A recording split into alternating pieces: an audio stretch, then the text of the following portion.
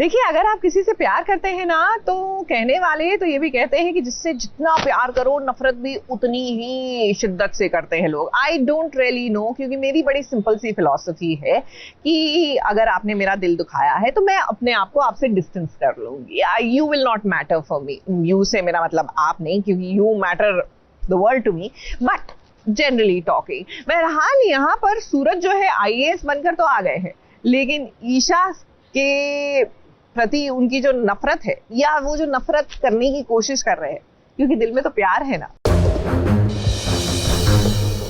फालतू फालतू बात नहीं है भैया, ये आप अपने गुस्से में सही और गलत में पहचान करना भूल गए हैं। तो समझाना मुझे क्या गलत है क्या सही है। हाँ, क्या गलत किया मैंने, क्या गलत किया और क्या सही करना है मुझे बता बता। आपकी जिद, आपका गुस्सा, आपका बदला, ये सब गलत है। और उससे मेरी ईशा भाभी पर फर्क पड़ रहा है, उस ईशा भाभी पर जो आपके लिए वहां पर। बोला चुप क्यों?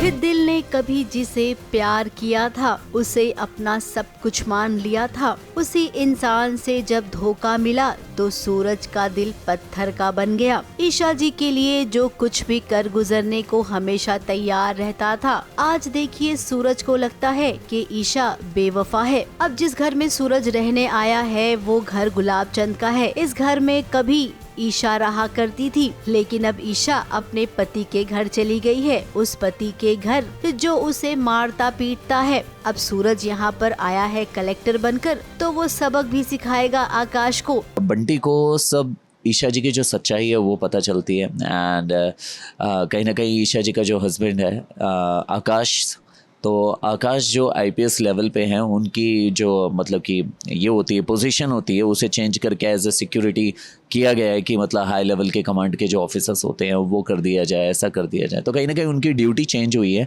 As per the rule regulation, और ये रूल रेगुलेशन लेकर आने वाला जो है ये कलेक्टर सूरज कुमार ही है।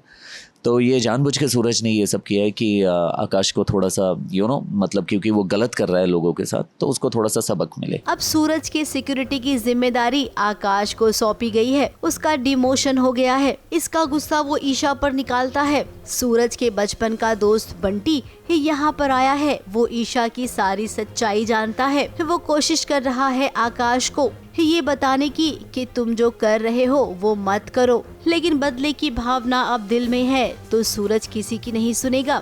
और मैंने आज तक अपनी दोस्ती के बदले आपसे कभी कुछ नहीं मांगा है। आज मैं आपसे मांगता हूँ कि आप उस आकाश से बदला लेने की जिद छोड़ दीजिए। जब दोस्त दुश्मन की साइड लेते हैं वो दोस्त नहीं होता है। आप समझ क्यों नहीं रहे कि आप ये जिद छोड़ दीजिए? छोड़ना तो आज तुझे पड़ेगा बंटी। या हमारी दोस्ती या ईशा जी की तरफ का है, और मैं अच्छे से जानता हूँ कि तू अपनी सूरज में क्या को चुनेगा। मुझे दोनों में से किसी एक को चुनना जरूरी है, तो मैं ईशा तो ठीक है, मुझे भी नहीं चाहिए तेरे जैसा दोस्त।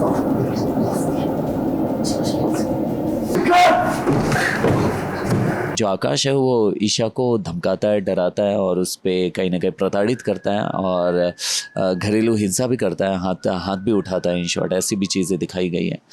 तो बंटी को ये सारी बात पता चलती है और ईशा जी जो है सच्चाई बता देती हैं कि सूरज को मैंने आईएएस बनते हुए देखना चाहा और ये सब मैंने सिर्फ सूरज के लिए किया, और बंटी को सब पता चल चुका है। और बंटी से वो रिक्वेस्ट करती है कि जाके सूरज को बताओ कि कहीं ना कहीं उनके पति का जो पोजीशन है, नौकरी है, वो वापस उन्हें दे दिया जाए। बंटी मेरे पास आया सिफारिश लेके, और कहीं ना कहीं गुस्से में है सूरज, और ये जब बात पता चलती है दोनों के दोस्ती के बीच में तकरार हो जाता है। आज सूरज की माँ जब अपने बेटे को देखती है तो उसे एहसास होता है कि उसके बेटे के दिल में कितनी तड़प है, कितना दर्द है। तो आईएएस भले बन गया हो बेटा, लेकिन मेरी तो औलाद ही है।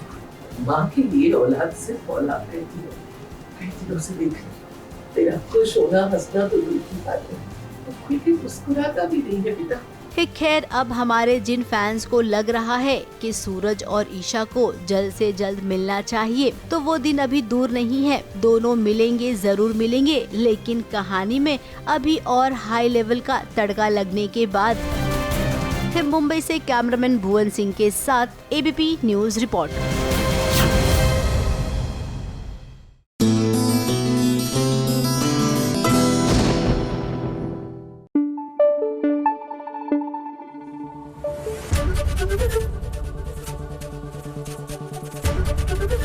एबीपी न्यूज आपको रखे आगे।